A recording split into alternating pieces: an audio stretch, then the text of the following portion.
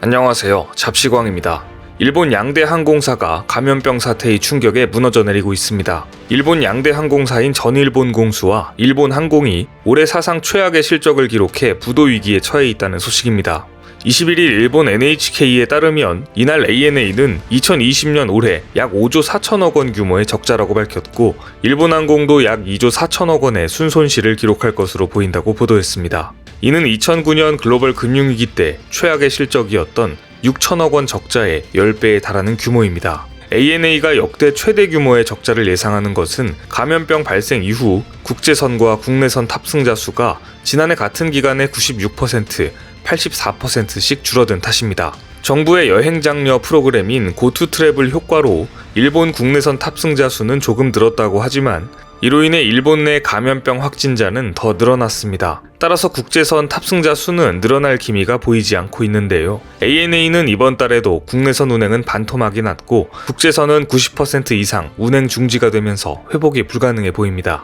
ANA는 앞서 금융기관들로부터 약 11조 원을 확보해 향후 1년 정도의 운영 자금을 마련한 상태인 것으로 알려졌습니다. 하지만 전 세계 감염병 재확산에 따라 항공 수요 침체가 장기화될 것이 뻔한 상황에 11조 원을 까먹는 것은 시간 문제입니다. 따라서 추가적인 방안으로 자금 및 자본 조달과 함께 대규모 비용 절감 방안도 내놨습니다. 하지만 비용 절감의 상당 부분이 인건비 절감에서 진행되고 있다는데요. 1만 5천 명에 달하는 직원들의 연봉의 30%를 깎는 방법도 생각하고 있다고 회사에서 밝히자 직원들의 대규모 반발도 이어지고 있습니다.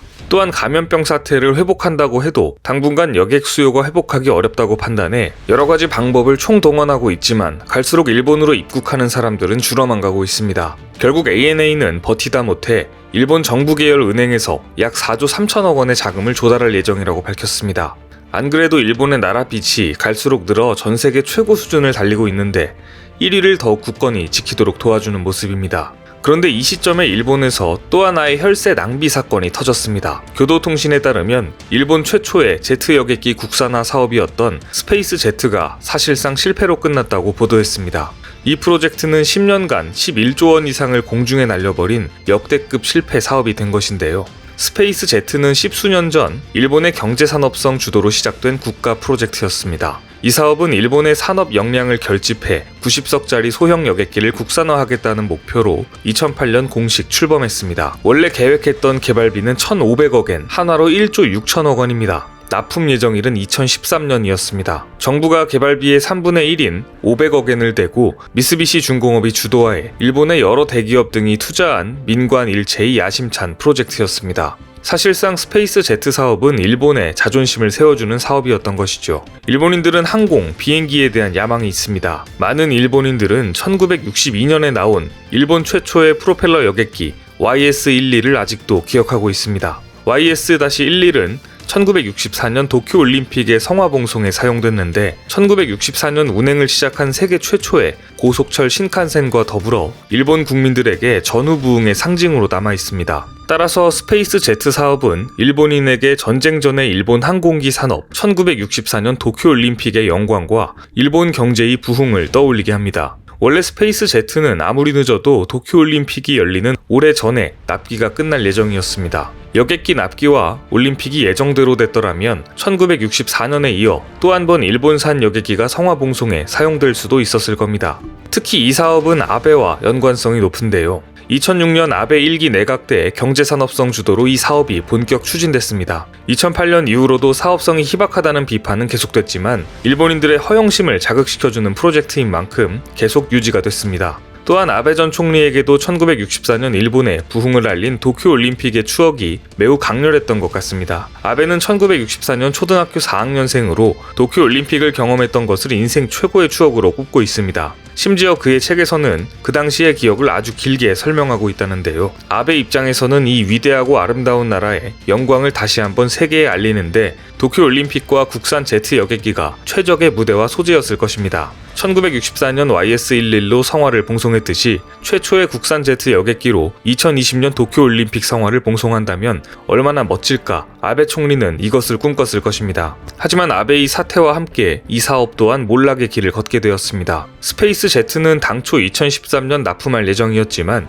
애초에 꿈만 컸을 뿐 기술적인 노하우가 거의 없어 실현되기 어렵다고 많은 전문가들이 말하기도 했습니다. 그렇다면 외부의 힘을 빌려서라도 성공 가능성을 높여야 하는데 오랫동안 내부적으로 해결하려 하는 바람에 소중한 시간과 비용을 낭비하기도 했습니다. 최근 해외에 기술 인력을 대거 영입하는 등 만회에 나섰지만 너무 늦은 판단이었습니다. 결국 5차례 연기 끝에 2020년 도쿄올림픽 전에는 무조건 납품하는 것으로 미뤘는데요. 하지만 감염병 사태로 인해 도쿄올림픽이 무산됨과 함께 납품도 2022년으로 연기하면서 아베의 꿈까지 산산조각이 나버렸습니다. 이러는 사이에 개발비는 당초의 7배인 1조엔까지 늘었고 납품일도 원래 계획보다 9년 이상 늦어지게 된 것입니다. 부담 증가의 영향으로 미쓰비시 중공업은 2020년 3월기 연결 결산에서 20년 만에 처음으로 적자를 기록했습니다. 미쓰비시 중공업의 올해 실적 보고서에 따르면 스페이스 제트 사업 적자는 2018년 852억엔에서 작년 2633억엔까지 확대됐습니다. 올해는 인력 비용을 대폭 줄인다는 전제로도 1300억엔의 적자를 예상하고 있습니다. 최근 3년간 적자만 5조 원이 넘는 것입니다. 결국 미쓰비시 중공업은 최근 스페이스 제트 사업의 자산 가치를 제로로 하는 손실 처리를 결정했습니다. 지난 10년간 11조 원 이상 들어간 사업의 가치가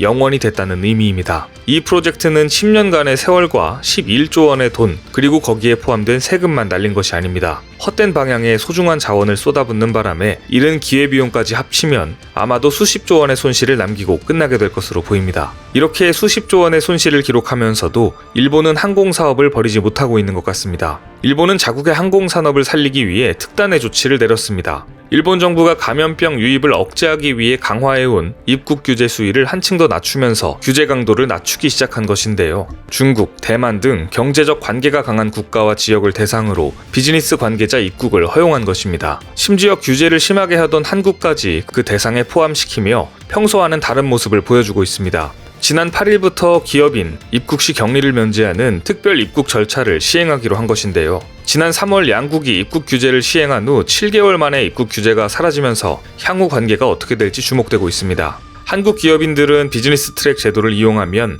일본 입국 후 14일 격리 없이 경제활동을 수행할 수 있습니다. 출국 전후로 몇 가지 방역 절차와 감염병 음성 확인서만 받아가면 문제없이 업무를 수행할 수 있는데요. 하지만 한일 기업인 특별 입국 절차가 시작됐지만 일본으로 입국하는 한국 기업인들은 많이 보이지 않고 있습니다. 일본으로 입국하는 한국 기업인들에게 충격적인 소식이 등장했기 때문입니다. 일본에서 감염병 확진 후 격리 치료 끝에 현지에서 완치 판정을 받은 일본인이 한국에 입국한 직후 받은 검사에서는 확진 판정을 받아 많은 사람을 깜짝 놀라게 했습니다. 경기 파주시는 국내에서 거주하다 가족 방문을 위해 일본을 다녀온 일본 국적의 A씨가 감염병 확진 판정을 받았다고 12일 밝혔습니다. 외국계 회사에 근무 중인 A씨는 가족을 만나기 위해 지난달 28일 일본으로 출국했습니다.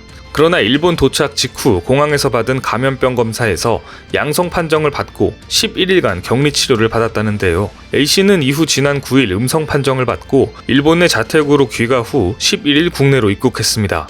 입국 직후 파주시 보건소 선별진료소를 방문한 A씨는 감염병 검사 후 자택에서 격리 중 다시 확정 판정을 받은 것입니다. 일본에서 음성을 받았지만 며칠 만에 한국에서 양성이 뜬 사실에 한국 국민들은 불안에 떨고 있습니다. 이 사건으로 인해 일본에서 대체 어떻게 검사를 하는 것이냐, 일본은 특히 입국을 금지시키자라는 여론이 또 한 번 들끓고 있는데요. 관계 당국은 한국과 일본에서 각기 다른 검사 결과가 나온 데 대해 양국의 검사 방법의 차이에서 비롯된 것으로 추정했습니다. 업계 관계자는 일본의 검사가 간이 검사 방식인데 반해 우리나라는 유전자 증폭 방식으로 신뢰도가 훨씬 높다고 설명했습니다. 일본에서는 완치 판정을 받아도 오랜 기간 후유증을 겪고 있는 것으로 드러났는데 사실 완치가 아니고 검사 자체가 잘못된 게 아닌가 싶습니다. 자칭 감염병 방역에 성공했다던 일본의 검사 방식이 얼마나 수준이 떨어지는지 알 수 있는 대목입니다. 일본은 예전부터 사실을 숨기고 은폐하고 조작하려는 습성이 있습니다. 현재 집계된 일본의 확진자, 사망자가 조작일 가능성도 배제할 수가 없습니다.